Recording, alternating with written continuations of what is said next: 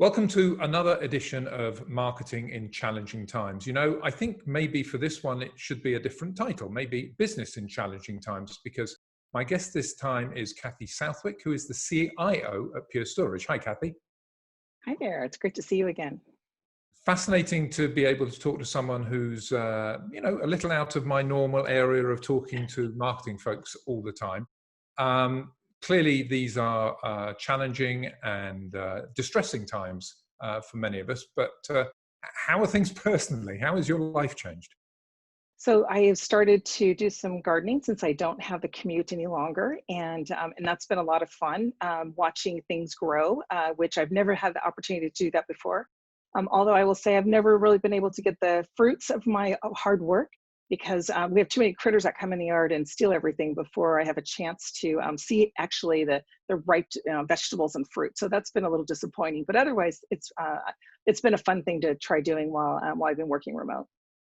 So when the attractions of Pure Storage and being a CIO drag you back indoors, what about work? How has that changed? It's really interesting. I think there's been a lot of great things that have come out of these changes and in the role, especially for a technology company who's really trying to evolve, not just ourselves with our customers. I think people are recognizing that it's hard on all different kinds of fronts. So everyone has to kind of do their part. So it doesn't matter what the issue is, the problem, the good things that you're working on. It's like everybody really feels like they want it to be successful. So that's a really big change because it does feel like that's across the board. With, like I said, everyone from customers to partners to our employees. So it's pretty exciting. I don't want anything secret, but get a bit more specific. As I say, as the CIO, you are both working for a vendor that sells things in this business. So you'll Right. see presumably extra demands from employees. So maybe talk a little bit about the work from home and whether that's really impacted Pure Storage or not. And I'm also just interested in providing IT generally. There must be some changes you've had to institute that were unexpected.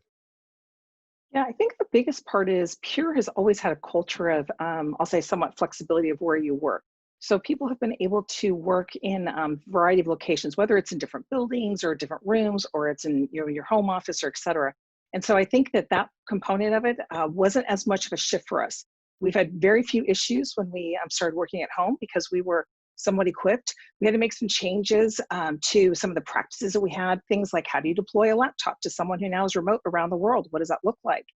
I would say that there were a couple things that caught us off guard. Is we've actually made some conscious decisions last fall that we weren't going to move forward with some of the collaboration kind of tools that we had been looking at. And partially because we were a very much on-prem kind of culture of people getting together in meeting rooms and whiteboards and all those type of forums.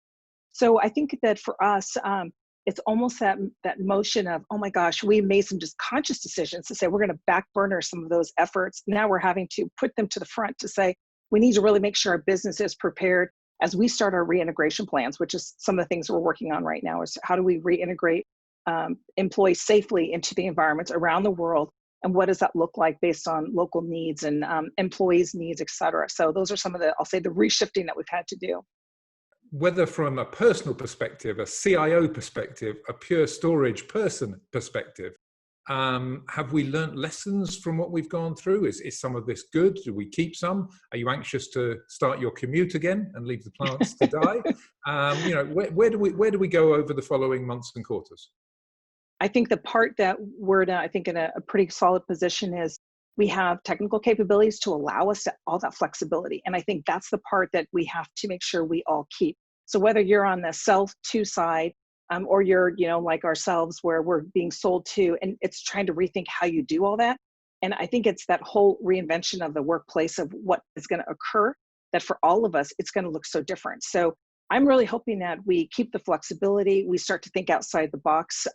We do think about how collaboration tools have to evolve and look different than how they are today, that maybe a one-dimension way that we communicate through, variety of different technologies isn't the right way to do it. And so I think the part we have to keep is the flexibility, the agility, and the willing to probably try some things that maybe have always said, oh, that will never work. We can't do it. And it might not have worked in the past, but we're in a very different time now.